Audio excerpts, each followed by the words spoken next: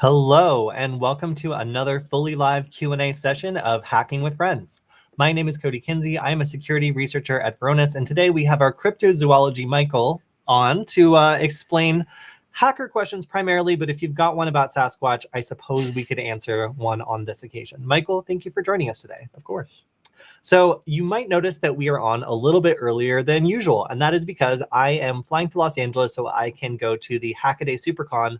And also it looks like I'm going to be hosting a workshop there on the 6th.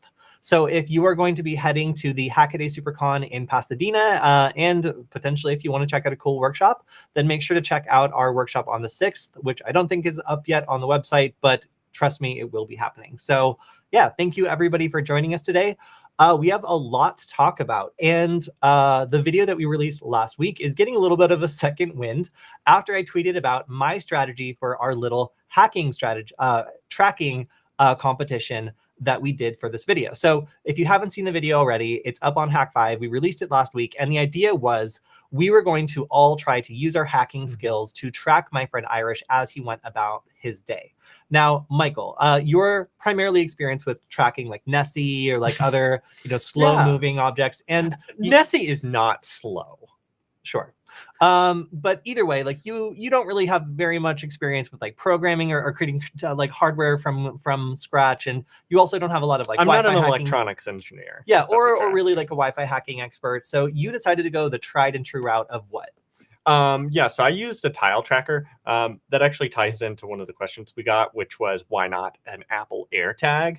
I did consider Apple AirTags, and I do think they could be a viable solution. However, a lot of the outrage that was caused when those first came out caused them to implement some anti-stalking features, which means that they can alert any nearby Apple device, and Irish actually has an Apple device. Yep. So the tile doesn't have as wide of a user base as the Apple AirTag, but it doesn't snitch on itself, for lack of a better term. So that's why I went with the tile. And then in LA, it works perfectly fine. Now, if you were in the middle of Kansas, probably not the best option. The LT GPS tracker I also used just kind of as like a baseline, but it worked pretty well. I mean, there's some limitations about like, okay, well, if you stick it on their vehicle, if they park and then walk 5 blocks away, you're not going to know that. But for practical purposes, pretty good. Yeah, so there, our friend Alex went ahead and built himself a version of like an off-the-shelf kind of tracker, only instead of using LTE, he used open Wi-Fi networks and DNS smuggling to be able to record a GPS log of where somebody had been and then upload it anytime he went by a open Wi-Fi network. And this was because it's possible to send DNS queries with encoded information, even through networks like a McDonald's Wi-Fi network or a Starbucks Wi-Fi network that would usually require you to go through an open portal or otherwise require you to sign in. Turns out you can piggyback information on these DNS requests because people are lazy when they set firewall rules. So that was his strategy for tracking our friend. And then my strategy was a QR code. So I'm a Wi-Fi security researcher, and I love all these like weird little behaviors that you can get devices to do in response to joining certain Wi-Fi networks. And there's all sorts of like malicious things you can do if you introduce information into someone's phone from joining a Wi-Fi network that causes it to behave in a funky way. So in my case, I wanted to be able to detect our friend Irish in real time. So basically use his phone like an animal with like a tracking tag. So you could go around and locate where it's migrating or something like that. I really wanted active tracking, but I didn't want to actually physically plant a device on Irish at all. Now, I'm not like a reverse engineer, somebody that does taking apart Android like applications or iOS applications and tricking him into installing it. Like, I don't know any of that. So instead, I decided to use some seriously low-hanging fruit. And this is the actual QR code that I used in order to track him. Now, if you were to scan this, and you can feel free to scan this if you want to while it's up on the screen, it will pop up a little thing that says like, oh, do you want to join this Wi-Fi network? And sometimes actually on some devices, it'll just automatically join, which is really funny. Because they're like, oh, what's the harm that could happen? Now, we're going to talk about iOS because this is what Irish was using at the time. And I believe this was the prior version of iOS, like iOS 15 and not 16, which more recently came out. But when you scan this, it does not tell you that this is a hidden Wi-Fi networks. Now, a hidden Wi-Fi network has a couple of things that are special about it. It causes the device to not know whether or not that network is out there. So because a hidden network doesn't broadcast its name, a device that is assigned to join a hidden network has to constantly send out what are called probe requests. And basically they contain the name of the network in plain text saying, hey, are you out there? Now, it really shouldn't do a couple of things. One, it shouldn't make it hard for you to delete this network if you actually are never able to successfully join it. And arguably, it should also not call out these network names forever, especially in the case that you scan this and it doesn't actually really go somewhere. But what happens in real life is if you scan this with an iOS device, it will join a hidden network and begin broadcasting that name all the time. And usually your phone has MAC address randomization to switch around the number that your phone is using to identify itself when it's trying to connect via Wi-Fi. And that makes it pretty hard to track. But in this case, I managed to make Irish's iPhone call out a very specific Wi-Fi network name over and over and over, no matter what he was doing. And this turned out to be a pretty reliable way of tracking him down. So we used a Hack5 Wi-Fi coconut, and we also used a little package on a drone to fly around an area and be able to locate him pretty precisely. And just driving around with a sniffing tool like the Hack5 Wi-Fi coconut, which is like 14 radios all listening on every available 2.4 gigahertz channel, it was actually surprisingly easy to detect when we were close by to Irish. So we effectively built an Irish detector and even gave it a voice. So we have some questions about that today. I posted this tweet, and now we have 403 likes and 88 retweets. So it's been getting a lot of attention. And there's one other thing that somebody actually pointed out I thought was really cool. So Will Dorman pointed out that this is now fixed in terms of the worst of it, which I think is iOS didn't let you delete a stored network unless you were close by.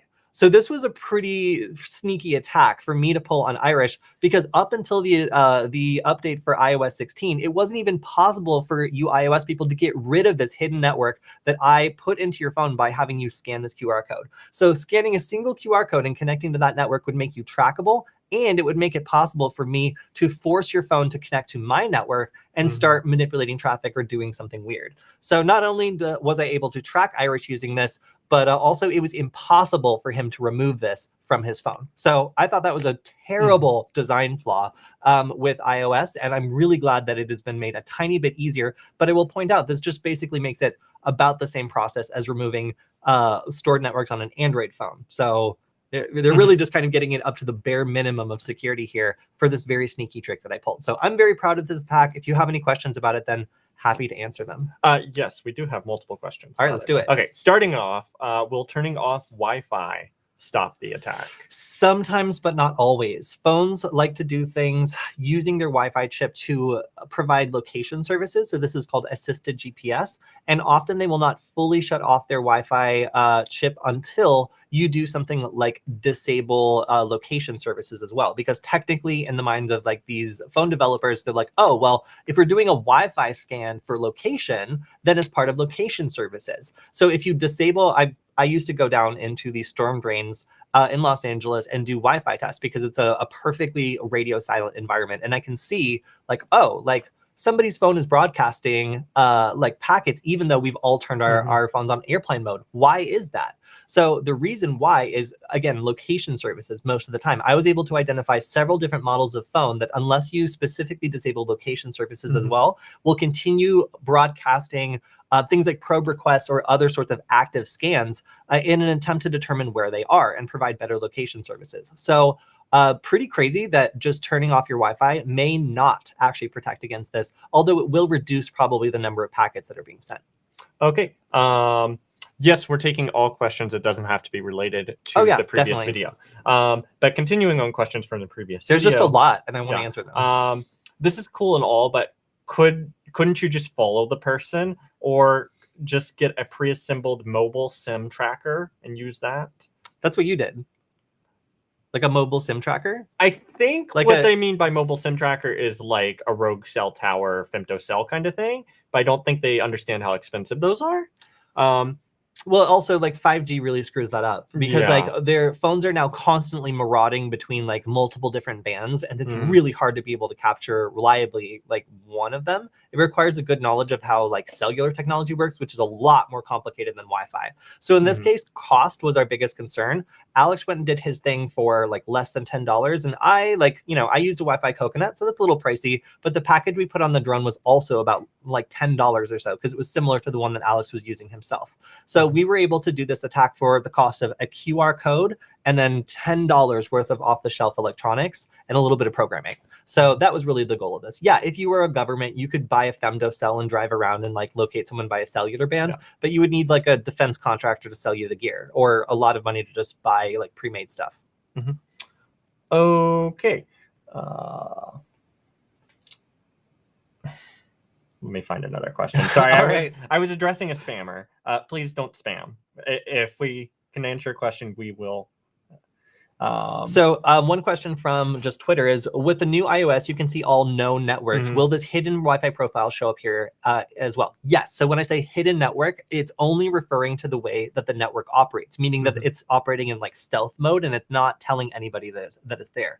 That puts the burden of discovery on any device that's been connected to it before or that's been told to connect to it, basically had a Wi-Fi profile added to it. So in this case, finally allowing you to see known networks and delete them is exactly how, as an iOS user, you would remove this. And also, you want to go in there and remove any open Wi-Fi network. There's no point in it being stored there. It actually exposes your phone to fingerprinting, meaning I can present a big list of open Wi-Fi networks I've gathered from war driving around and see which ones your individual device has joined in the past. And that can allow me to build a fingerprint about you or figure out which network will allow me to take control of your data connection. So delete that stuff. Like, you really do not want that stored in your network profiles if you're not using them, especially open networks. Yes, I believe you could use a Faraday bag to stop this sort of attack, because a good enough Faraday bag would stop all wireless transmissions to or from the cellular device. But that's an extra level of paranoid, and it kind of defeats the purpose of having a cell phone. Yeah, I hope nothing bad ever happens you need to be contacted about, or like nobody ever needs to contact you in emergency. So what was the question? I didn't see it. They were just asking basically, or commenting about use of a Faraday bag. Yeah, so theoretically, like putting your stuff in a Faraday bag, putting any of these things in a Faraday bag would kill this. The whole point is us being able to like get GPS signals, store them, and then transmit them to somebody else, or in my case, be able to receive a Wi-Fi signal. If you cut off all access to those signals, this won't work. Conversely, somebody also, and this is another question we'll take in advance. Somebody on the video is asking, would a cell phone jammer or like a Wi-Fi jammer prevent this? And the answer is actually yes. So in order for us to successfully exfiltrate information, we would need to be able to establish some sort of 2.4 gigahertz connection or like an LTE connection with our tracker.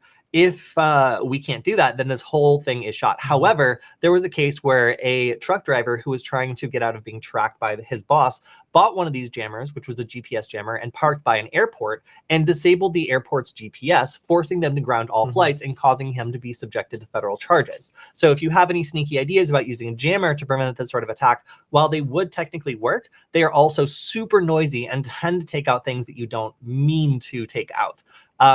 Technology is very sensitive, especially radio stuff. So please do not buy a sketchy jammer. It is illegal, and also it is very likely that you will cause damage to some system that requires an investigation, and then you will be caught.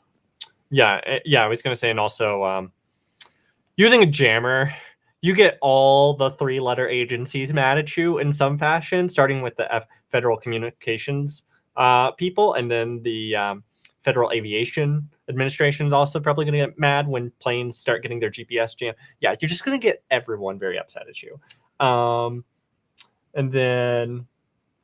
So there was another comment on this on Twitter, which was talking about Hotspot 2.0. So what that is basically built-in profiles that your carrier can put into your phone that are stored network profiles that are basically trusted by them. Now, what that means is there's also built-in kind of fingerprints in your phone that will allow an attacker to determine, for example, like what carrier you're using, or even force your device to connect to their network. You might have seen this behavior if you're like near a network your carrier supports. It'll like pop up and like tell you, hey, you should join this network. Or sometimes it won't even ask you, and it will just go ahead and connect to it anyway.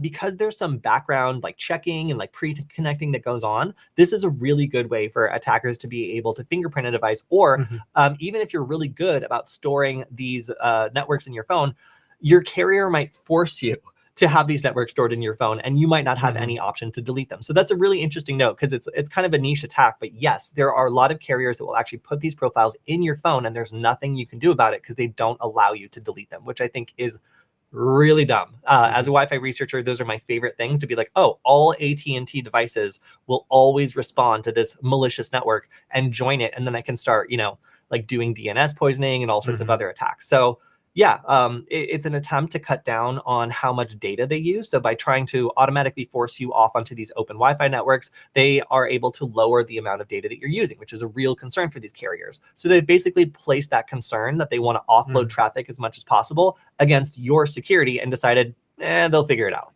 Yeah. Okay. Can they add a hotspot to my phone that acts kind of like a loop back, and I see it as a Wi-Fi? I don't think that would be a thing unless you had two Wi-Fi modules or devices within your phone, and then one would be working as an access point, and then the other could potentially see that access point. I don't understand the question. They're saying, could someone attack your phone and have your phone create a hotspot, and then you see that hotspot on your phone? I don't know what, like, it's possible so no, in the way that I proposed it, you cannot scan a QR code and get someone's phone to pop up an access point.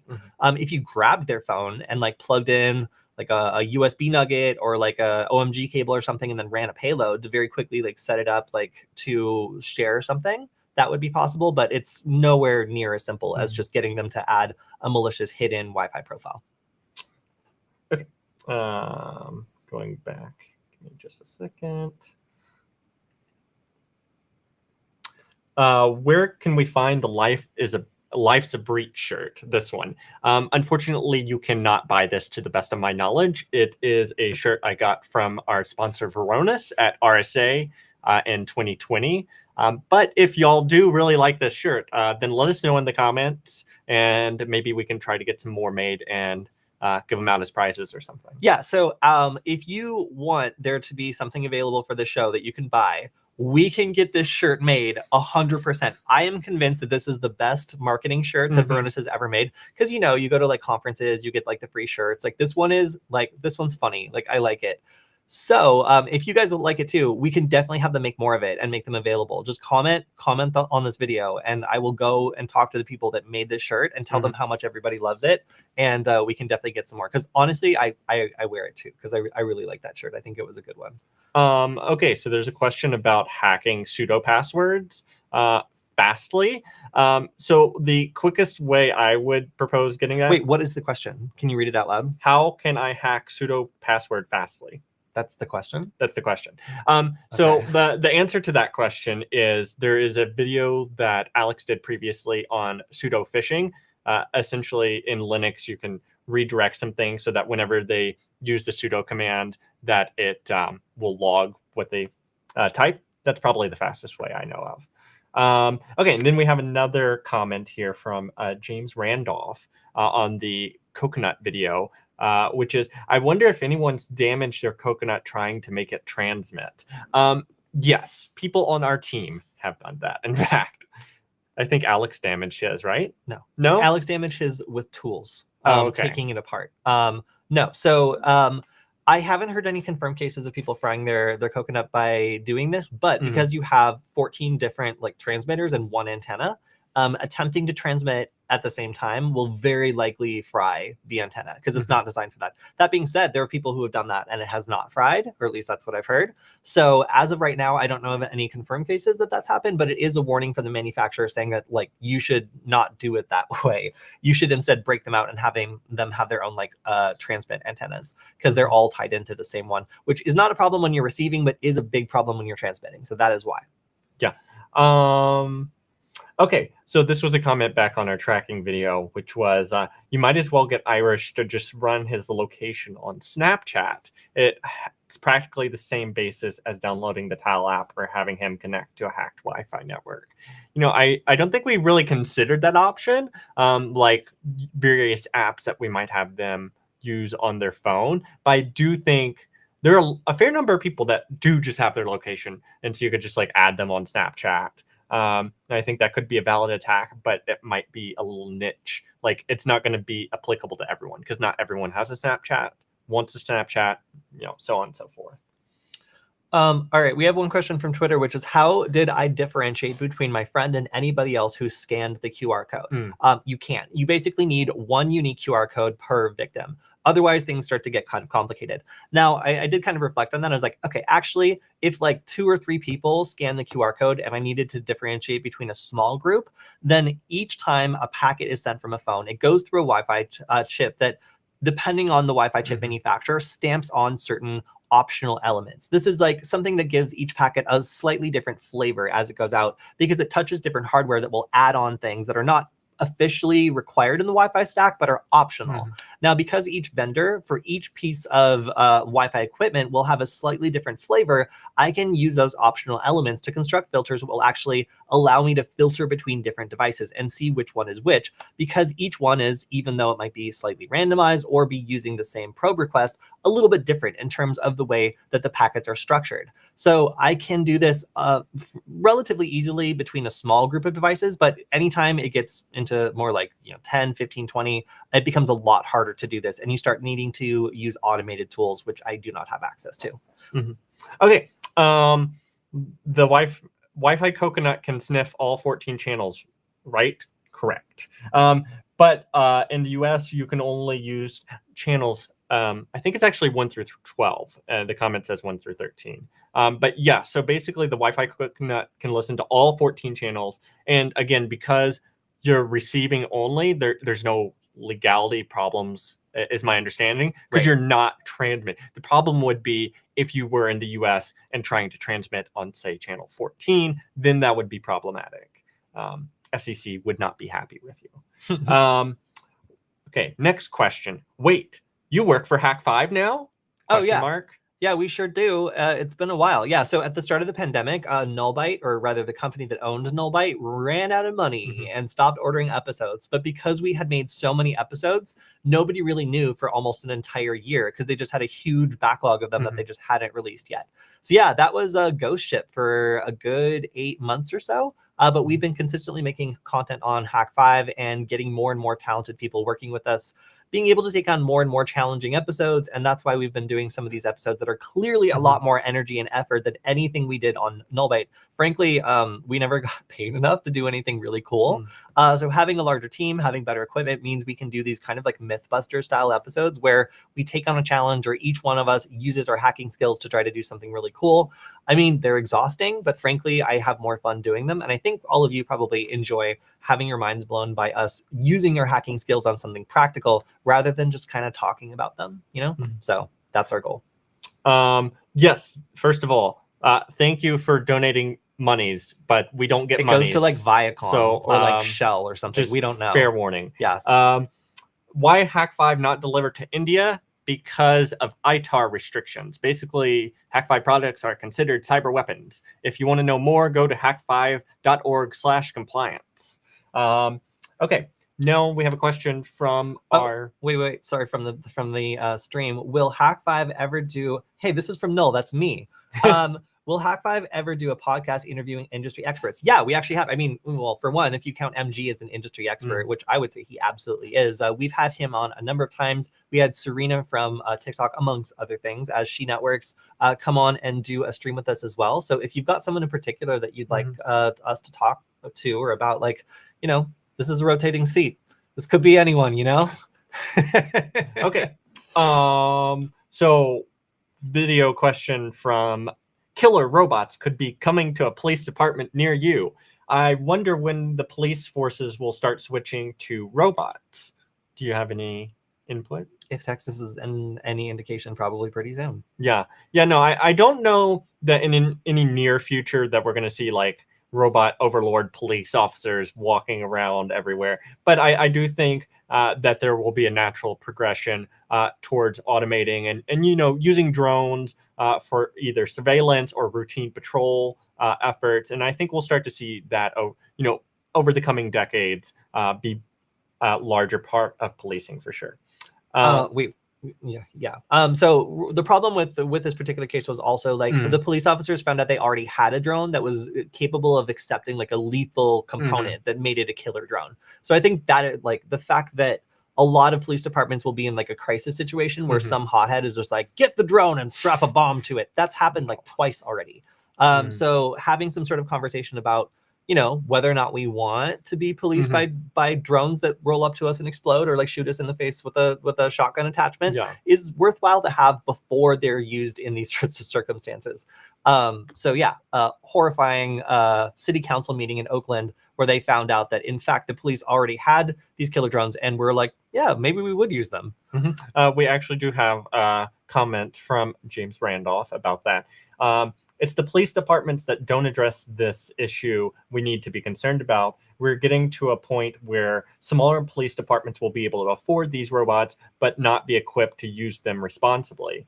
At the very least, the federal government should release policy recommendations for lethal force from U.S. law enforcement. Yeah, no, I would agree with that. So to our unfortunate friend who donated to the stream, again, the stream goes nowhere. If you want to support us, you can always go to Hackcat, HAKCAT.com and pick up one of our USB or Wi-Fi nuggets. That's what we make. If you are interested in learning about Wi-Fi hacking, or if you're interested in learning about human interface device attacks and you want to support the show, it's an educational platform that is cute, cat-shaped, and uses microcontrollers to do all sorts of cool hacking stuff. So if you want to support us, do not donate to the stream. Again, goes to like Viacom or some ad agency, Blackwater or something. We don't know. But I will answer the question because I feel bad. So how to compile with Kismet for low RAM but fast speed. 2 days I have configuration. I don't know anything about that kind of hardware, bro. So yeah, if you want to use Kismet fast speed on a low power device, then like you should be using a Kismet drone. Go ahead and look that up. It's something where you can run it on the end and just kind of hoovers up packets and sends them elsewhere. And then all the speed and processing can be done on another computer. I think that might solve your problem. I hope. Again, they'll donate to the stream. Okay. Next question. How did you generate the QR code for that Wi-Fi network? Oh, I used a Python script. So there is a couple different networks responsible for generating QR codes in Python, and some of them will also generate a Wi-Fi QR code. I believe I had to go through. Do not go to my screen yet. I'm gonna look. I think I had to find a specific Wi-Fi library for getting this to work. Let's see. History grep QR. And it was relatively easy to create a hidden network or any kind of other hidden network or any kind of network that I wanted. No, it didn't show up. So yeah, I would just say go ahead and look up Wi-Fi QR code Python libraries. There's one in particular, I think it's like Wi-Fi -QR code or something like that. And that's what I used. There's a lot of like online versions that are super funny because they'll try to do things to like commercialize the QR code or like put it through like a custom link or something dumb. But yeah, if you just use Python to do it, it'll generate your little QR code. And then I just stuck it on a thermal printer I had. So super easy to do. And it gives you the ability to select the hidden network property, which doesn't usually show up when you actually scan it. So I really like how easy it was to design a malicious QR code with that. I'll try to find it if I can. Do any one of you have a hack RF with a PortaPack? If so, how do you like it? I don't think we have the PortaPack version, but we do have an hack RF, and it's pretty useful. I would say there are maybe some better SDRs that can like receive and transmit and do other things like that. But if you're a radio nerd or such, I definitely think it is something you would enjoy. The PortaPack, just makes it a little more mobile. But if you're already going to have your laptop anyway, I wouldn't say it's absolutely necessary. Now, if you're trying to do pen testing jobs where you want to clone NFC or RFID tags or something and do it in the field and do it rapidly. That sort of stuff it might be better for if you have a specific use case that you know you need the port-a-pack version for. Can we give a brief overview of scraping? So I believe you're talking about web scraping, and like your imagination is the limit for the use cases for scraping. You know, it could be anything from like business intelligence, such as, you know, one website scraping a competitor's websites to monitor prices and make sure that they're staying price competitive and doing things like that, ranging to like cyber stalking, where they're scraping profiles from various databases and compiling those and then utilizing that data in some way. There's other, I've also heard of, there's some good DEF CON talks. If you look up like scraping and DEF CON, one of them was talking about how businesses were basically creating scraping bots that were scraping used car data online and then using an algorithm to pick the best deals and then another bot to go and buy those cars automatically. And these, you know, used car companies were making thousands and thousands of dollars because of these bots. Some really interesting stuff. But yeah, basically, you know, any data that's online and you want, that's the use of scraping. All right, over on my screen, I'm going to actually show how to make these malicious QR codes because people keep asking. So this is the library. It's called Wi-Fi QR code or QR code generator. You can see the documentation here, and you can either use it as a command line or you can use it as a Python library. So in this case, if you call it as a Python library, you can just set the name of the Wi-Fi network, whether or not it's hidden. This would be true. The type of security, in this case, WPA, and then the password. So if I wanted to do that in the command line, I can just type Wi-Fi QR code generator. It'll ask for the SSID. This is going to be the tracking ID. It's hidden network or not. So I'm going to say true for a hidden network. Authentication type, I'm going to say open network. And then that shouldn't require a password. But if I wanted to add a password, I could put WPA. Oh, it hates it. Probably fine. WPA. I don't care. That's why live demos are the best. I mean, whatever. And then I can type in any password. And boom, it has been stored in the current directory. So I can now use that QR code and put it on a sticker or whatever else I want to do. So really, really easy way of generating these QR codes. And honestly, like fun to do for exploring the possibilities of malicious QR codes. Guys, any words on the Flipper Zero? So the last I heard from Kody was basically that it was out of customs. And do you have any further updates on that? No, that's what I told you. Yeah. Okay. So. All right. So let's go ahead and go over to my screen because there's one thing I wanted to talk about this week because it was a piece of research out of a company I work for, Varonis, that I thought was super cool and affects all Windows computers. So this is something where I would say Internet Explorer came back from the dead to haunt Windows computers with this ability to disrupt logging on virtually any Windows computer, which is an essential thing for a hacker who wants to be sneaky and not get caught in the logs or have some sort of like automated security tool that's analyzing the logs, catch them, or also just crash the computers permanently by filling up their hard drives.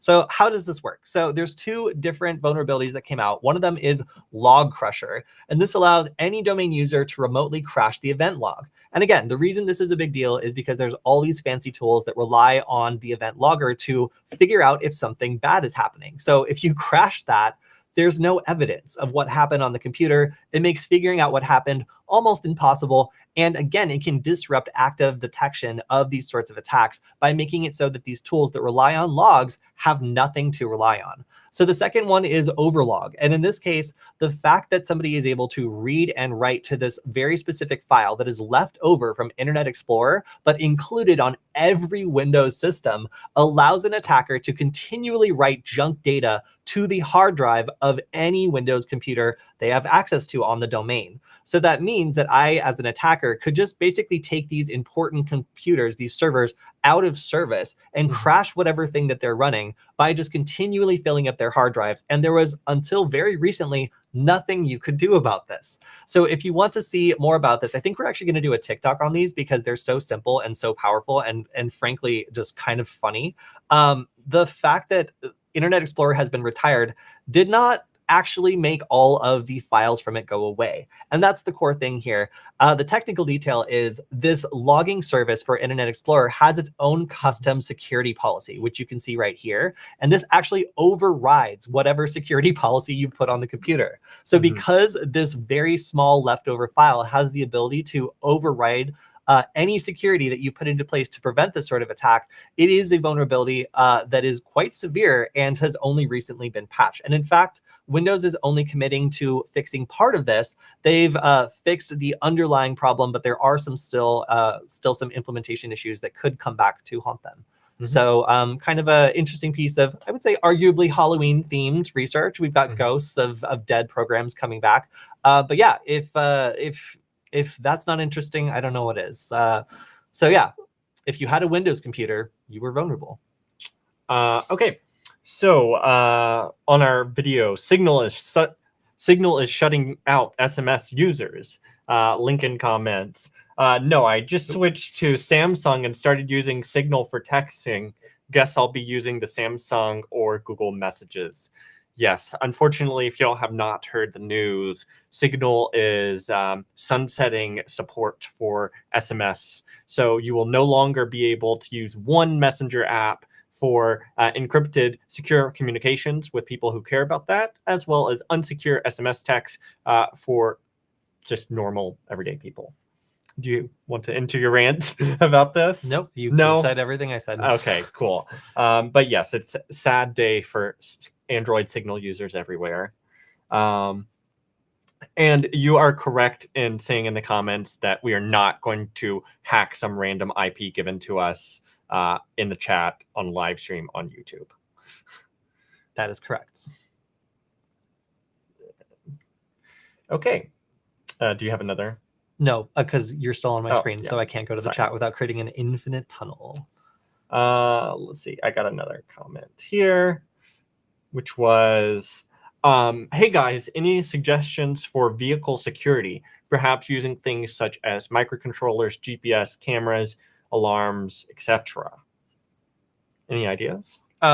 Like buy a kill switch. Like all the traditional things for preventing a car from being like stolen are like probably the best things you can do. Like frankly, like there are some rolling code vulnerabilities right now that I've heard are being used very extensively by car thieves. So making sure you have some resistance against flaws that are known to your vehicle is really the best thing you could do in terms of protecting against a very likely thing that'll happen. Like having some crazy like denial service system that like is theoretical is great, but like having something like a kill switch, if you know that your Kia is super easy to steal, you know, just do some research on which vehicles have this rolling code vulnerability, because if it is yours, then there's some already very well established practical steps you can take to make it harder for someone to just drive away with it.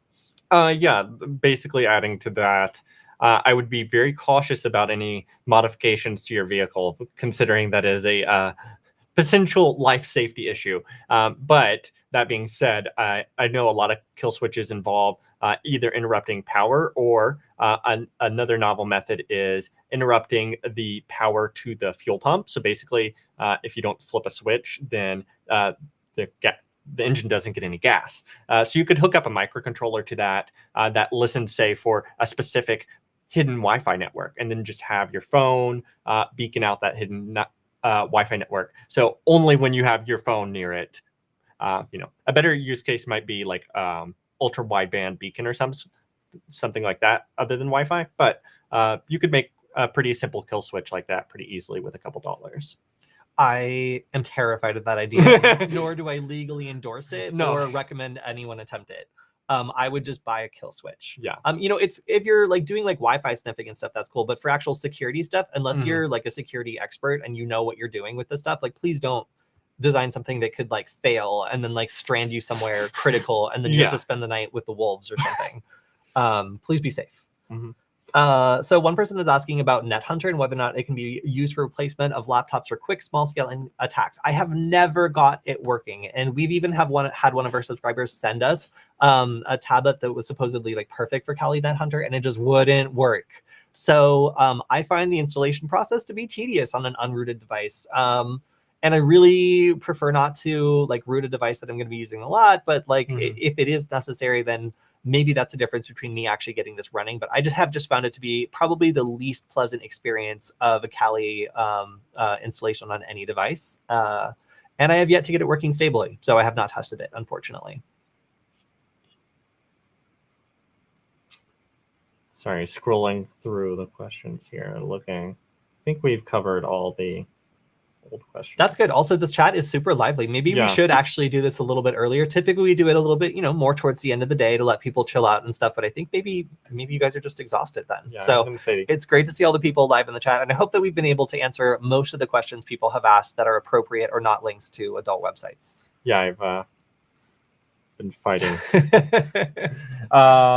Where do you ask questions? You ask questions here in the chat. Yeah, you're in the right place. Yeah, you're doing it right already. That was a good test, though.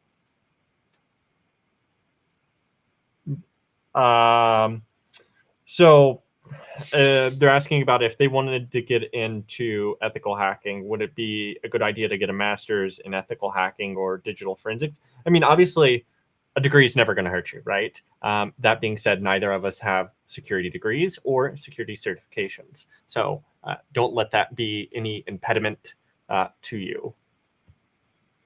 I'm really enjoying this question about the Flappy Zero. Oh, yeah, I didn't fully understand that, so I kind of Yes, we have a Flappy Zero on its way. It's been detained and then released by customs. It's probably very shaken up. It's going to need some time to calm itself down. But I'm actually probably not going to have a chance to review it until I get back from the Hackaday SuperCon, which is on like the 7th or so. So probably around the 10th of next month is the earliest I'll get a chance to review the Flipper Zero. But they've been releasing a lot of great content on TikTok, actually. So I've been seeing a lot of cool things to be done with it, and it's encouraging seeing how the user community is growing. Yeah. Did you guys hear the new hack to unlock keyless cars? No need to get the rolling key. More info still needs to come out. If you're referring to the news piece where the police busted up a criminal ring, we did cover that on the news stream last Friday on the Security Forward YouTube channel that's up here. But yeah, I don't know much more about it than that. Like, they were using some custom firmware. And yeah, you're right. The details were a little sparse on what exactly they were doing. But then also, I think as you were implying, there is the Honda rolling code vulnerability that I believe is actively being exploited. Yeah, and then like Kia, there's a bunch of Kias also that just like straight up don't use identifiers in their keys. So it's just you could jam a screwdriver in there and the thing would turn over. So, that's problematic because at least there's like an electronic kill switch for most of these things where you have to present some sort of digital authentication. But for some of these cars, they just didn't include that technology until very recently, leading to a lot of them being super simple to steal. So, it's interesting, all the different things that are coming up. But no, I have not heard of this specific one. I'm going to have to look up this new nightmare before our Friday stream, which all of you can check out on the Security Forward, that's Security FWD channel. And actually I haven't checked the subscriber count for a while, but it grew up to like 40,000. It's like 43K right now. So that's awesome. Like, we went from 0 subscribers when we started that channel, like 2-3 years ago? At the beginning of the pandemic, basically. Yeah, so it feels like forever ago. Yeah. But yeah, so like that's super awesome. If you're watching us on the Security Forward channel, like, thank you for subscribing. We've been doing live streams ever since the pandemic started, and it was a new experience for us. We'd never done it before. But 43,000 subscribers certainly goes a long way to convincing us to keep doing it. So thank you all.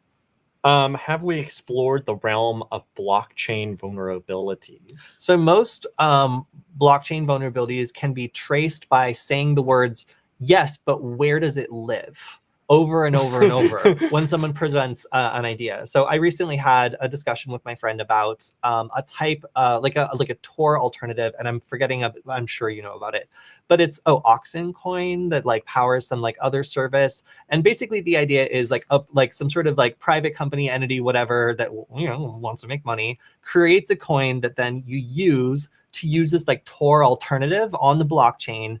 And the idea is it protects against these attacks where an attacker takes over a bunch of different Tor nodes by making it so you have to pay this private company money in order to like bring nodes online. And they're like, well, the attacker would have to pay us a bunch of money in order to, attack our network. And we would never take money or want it. So the whole idea is that it became more like financially expensive to like run one of these like Tor-based attacks. But basically you just have to bribe one entity more rather than like just expend money on like AWS instances or like whatever you're doing. So like there's always some sort of centralized component, whether it's like a voting rule or something else that can be abused by blockchain. Like if you ask the question, like, where does it live?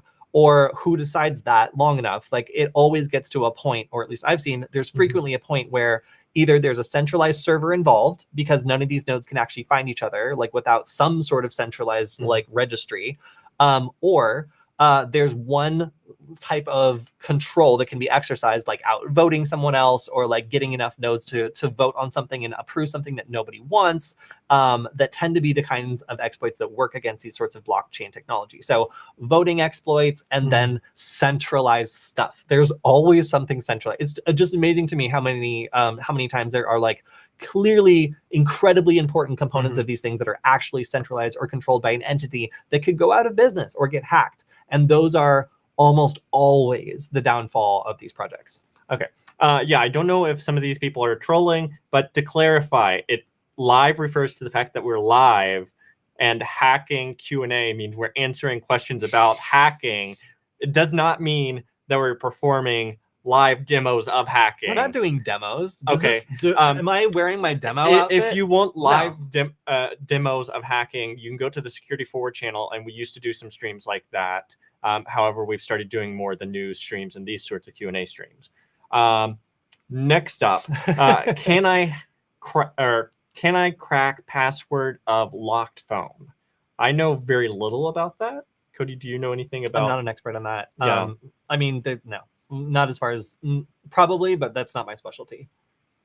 Yeah, I'm sure if you could like get access to like the storage on the phone and find, then you could break it that way. There might be some ways to brute force. I know that there are various companies that try to sell products like that or methods like that to police or various governmental agencies, because obviously they have vested interest in being able to get access to people's phones.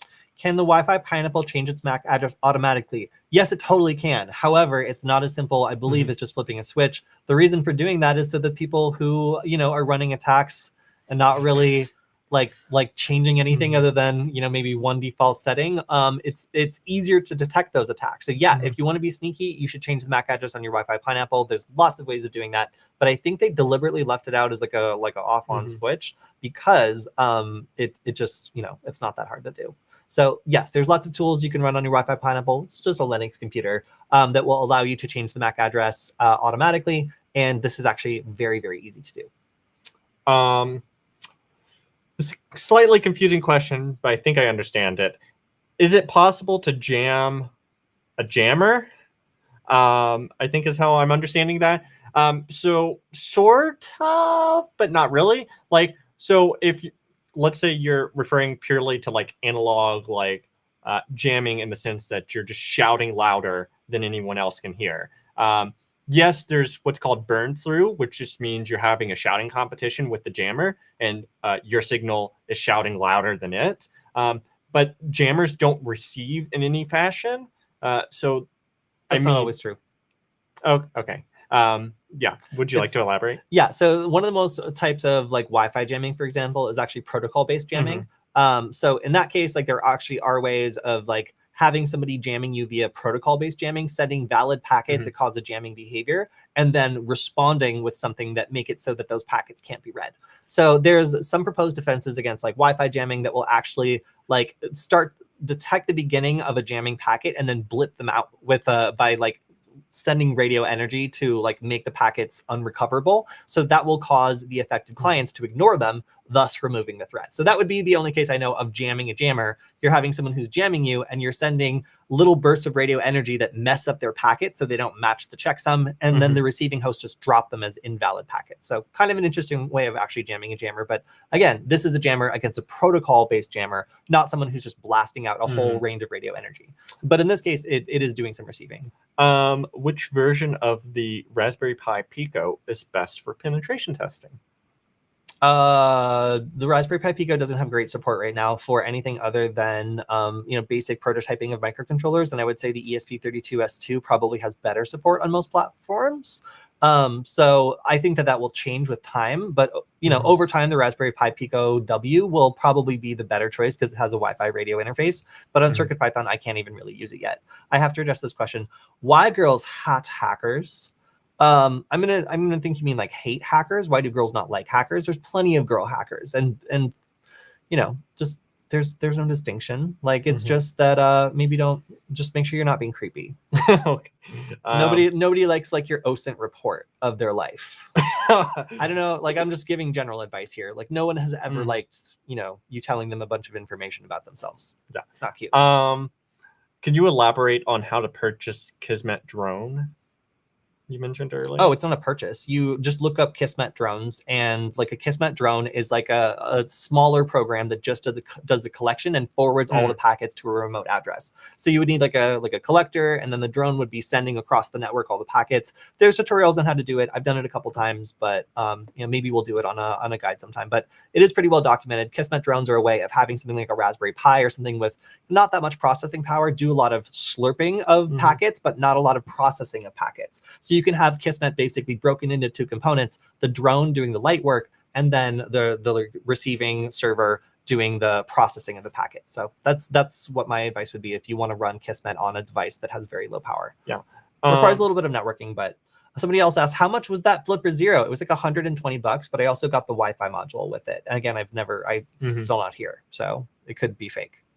Could be made out of cardboard when I get it. When you send a deauth, basically when you're deauthing ESP32 cams or any other wireless device, is there a way to prevent them from being deauthed and kicked off the network? If you have ones that support protected Wi-Fi management frames or support WP, the next generation WPA3, both of those will have built-in protection. Otherwise, no, it's a flaw in the technology that's used, where they will just accept this sort of thing. Now, the defense I mentioned, like having a more advanced protection that's like looking for deauthentication frames and zapping them out of the air, like that's not typical. Like that was research done by like Matthew Van Hoff, I believe, and like looking at ways that these sorts of attacks could be stopped or jammed, or like any packet could kind of be stopped that way. So, this is not like the standard way of defending your network. And unfortunately, I really think that you shouldn't have Wi-Fi cameras, if at all possible, for security reasons, unless they support protected management frames or unless they support WPA3. It's just not a good idea. 5 gigahertz like gives you a little bit more protection, but like not much, because the same protocols are vulnerable. So just because it supports 5 gigahertz just means that someone has to run an extra wireless network adapter or have one that supports dual band. It's not really protection. Yeah, and make sure you disable legacy support and only do WPA3, or else you're not going to get some of those protections. Okay, so and then going back to the signal jamming stuff, someone was talking about you could basically, if you knew the exact frequency they were on, send the opposite waves, and then they would cancel each other out. And the FCC would drone strike you. Yeah, exactly. Stop. No. But there are anti-spoofing methods or anti-jamming methods that involve having an array of antennas. And by digital beamforming, you can make sure that you're listening, say, to Kody and not over to this side digitally with those antennas. And that can help reduce signal jamming. It's very common in like GPS jamming and stuff. All right. Hello, I'm from Israel and I'm studying software engineering. Do you think it's possible and necessary to study the subject of cyber alone? What should I start with? Well, if you're studying software engineering already, then building prototypes and building actual proof of concept should be something that you're comfortable with, or at least familiar with. So I would say one of the things I really enjoyed doing was like a guided tour through a cyber concept that I could interact with as a programmer. So being able to do, for example, like the OWASP Zap, what did I do? No, it was the people that do Bug Crowd have like a really great academy, Portswigger Academy. They have live, deliberately vulnerable web applications that you can attack, and doing that in Python, like basically scripting it in Python instead of using a tool, was a really valuable for me to figure out how I could use programming tools to write proof of concepts and do all sorts of like interesting security research. So you can kind of combine what you're already good at, a little bit of programming, with learning some of these security concepts and building your own proof of concepts. I found that really kind of exercised the muscle of like doing security research myself by learning how a vulnerability works and learning what I need to do software-wise to trigger it. Now, again, like I don't do a lot of computer science, but it did allow me to combine two things I was really interested in. And it was a good start for me anyway, learning one of the more common ways of getting interested and getting involved in cybersecurity, which is like bug hunting or learning about web application vulnerabilities. But there's lots of different fields out there within cybersecurity, so it really depends on which area you find most exciting. Has Darren retired from primary hosting? Do you want to answer that? Do you want me to answer that? I mean, like Darren is busy making as many like Hack5 devices as possible and dealing with supply chain issues. I'm sure you all have heard how crazy things are out there for sourcing parts. And I know everyone's aware of how many devices Hack5 produces. So the fact that they sometimes go out of stock is the reason that Darren is gone, because he's constantly working to make sure that we have enough stock and we're actually able to sustainably sell these products. And actually, he does come back on the stream every once in a while. It's just that, trust me, like there's a lot of work involved in producing hardware. As a hardware producer myself, like a lot of the back and forth to make sure that everything is okay and the software is all up to date and working properly just takes up a ton of time. So Darren still creates content, but we have taken the burden of having to do it every week off of his shoulders because, you know, it's what we do. Yep. If you'll have any final questions, these are your last moments to get them answered for this week. Otherwise, if we're not able to answer them on this stream, then be sure to put them on the comments of this video on YouTube, and we'll try to get to them next week. If 95% of hackers get away with hacking, how do you get away with hacking since deleted files such as logs can still be recovered with forensic software? I mean, there's so many.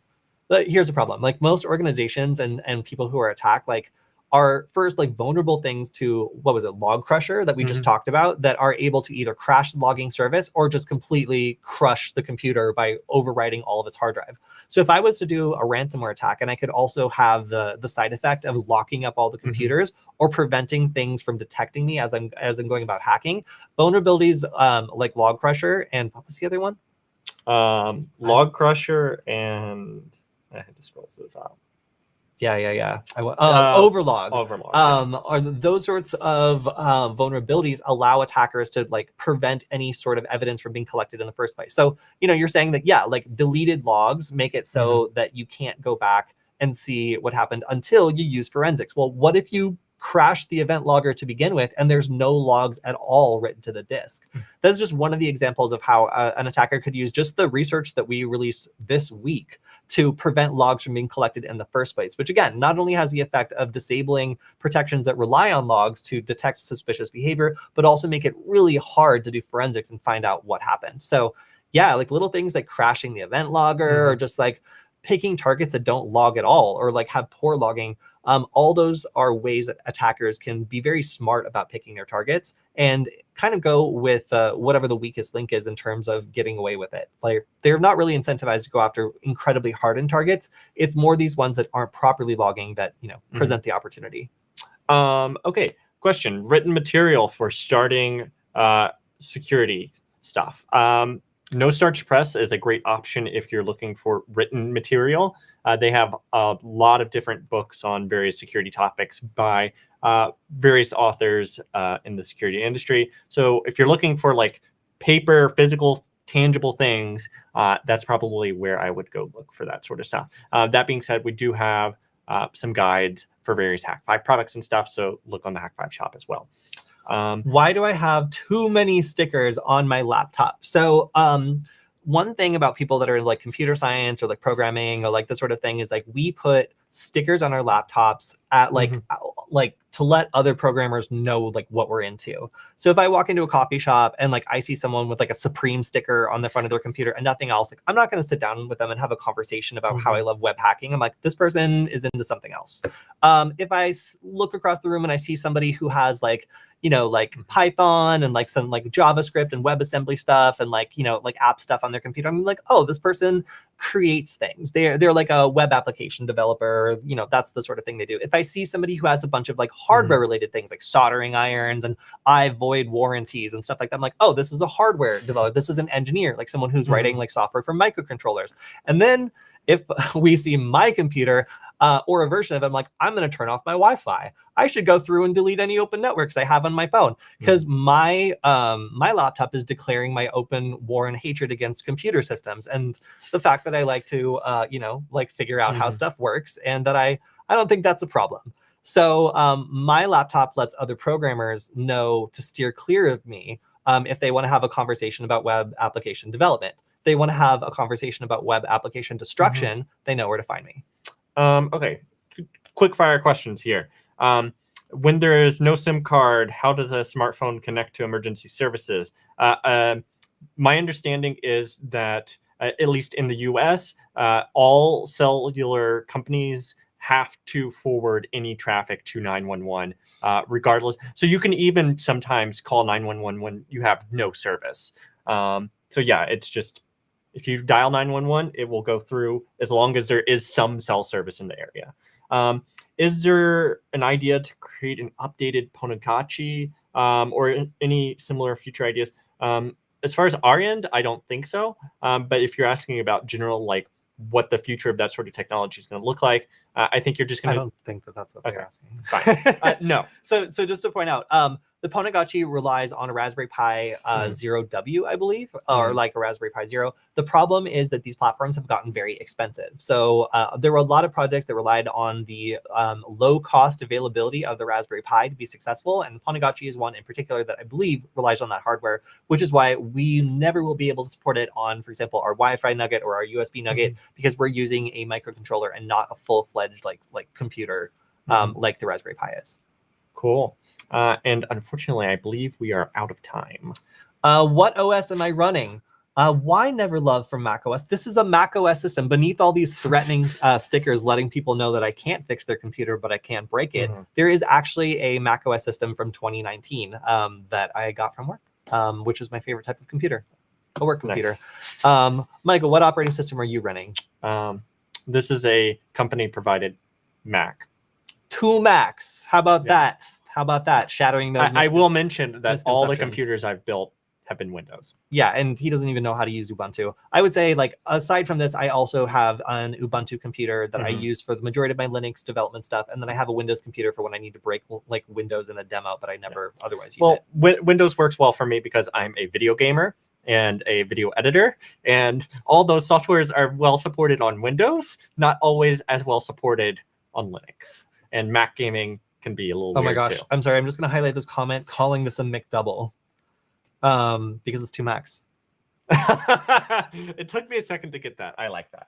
All right. So there's a good question. If I wanted to be a hacker, would it be best learning about how hackers are caught with digital forensic, or how to thwart forensics with ethical hacking? So it depends. How do you want to spend your time? If you want to spend your time doing forensics and doing figuring out the case and solving the mystery, then you should focus on the former.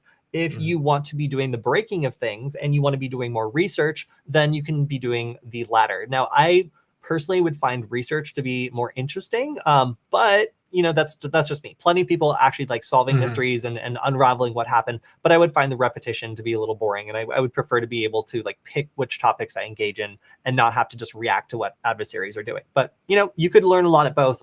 I would just say it really depends on how you want to be spending your time, because if you get bored, it's gonna suck. Okay. Is there any SDR device that can read frequencies from 0 to 12 gigahertz, full duplex? So the Pluto SDR is really nice, and it does 1 to 6 gigahertz. I think you can also do a modification that expands that a little, or that might be the expansion. I forget. Pluto SDR is pretty nice. As far as 0 to 12 gigahertz, you might be able to find something like that, but that's going to be very expensive, like lab grade SDR, which I don't believe is what you're looking for. If you need like 12 gigahertz and stuff like that, look into some sort of like down converter or something, and so then you can just convert the frequency down to something that the SDR can handle. All right, I think that is just about all the time we have today. I want to thank everybody for joining us. Oh, there's one more question. How was DEF CON this year? It was great. There was tons of people. We got to manage press for the Norwegian Institute of Journalism. So we got to like walk these press people with special badges around all the hackers that wanted to like scan their badges and like interact with them. It was very stressful for them, but they got through it and they had a great time. We also got to sell at the Hack 5 booth and we met tons of people there. Want to also want to thank everyone who supported our project, the USB Nugget. We sold like 400 of them. It was crazy and exhausting, but awesome. So, okay. So I will see anybody who's going to the Hackaday SuperCon next month in Pasadena. Hopefully, maybe somebody from the stream will check out our workshop there. And we'll also see you on the Friday stream where we go through the news on our Security Forward channel, that's Security FWD. And a big shout out to Varonis, not only for providing some of the interesting research today from their research team, but also for sponsoring this stream. We'll see you guys next time. Bye.